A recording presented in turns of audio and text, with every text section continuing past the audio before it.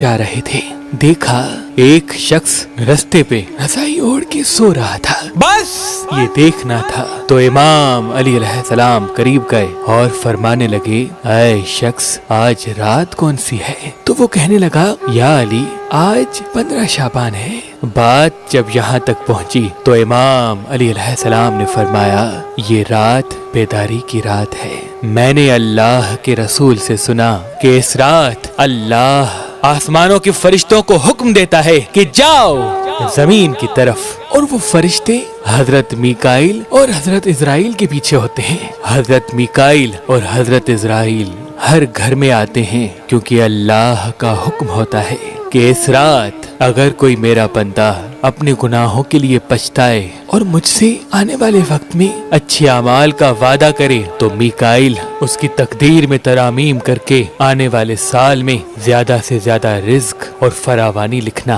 और अल्लाह का इजराइल के लिए हुक्म होता है कि ऐ इजराइल हर घर जाके देख, आने वाले साल में जिस जिस घर में जो मरने वाला है उसे बता कि बेदार होके अपने अल्लाह की इबादत कर, क्योंकि बाकी उसकी जिंदगी में इतनी सांसें और इतनी धड़कनें मौजूद हैं। अगर कोई मेरा बंदा इस रात अपनी जिंदगी में मेरी इबादत के लिए मुझसे मोहलत मांगे तो उसकी जिंदगी में फरावानी लिखना, और अगर वो आने वाली मुसीबतों से निजात मांगे तो उसकी आने वाली जिंदगी को खुशगवार लिख देना। अल्लाह गवाह है, ये रात वो है जब इंसान अपने अल्लाह से अपनी जिंदगी और आखिरत के लिए जो चीज मांगे वो कभी रद्द नहीं होती, क्योंकि अल्लाह अपनी रहमत के दरवाजे इस रात खोल देता है और फरिश्तों से कह देता है कि मुंतजिर रहो और देखो इस रात आने वाले साल के लिए जो इंसान जो चीज मांगे उसकी तकदीर में हो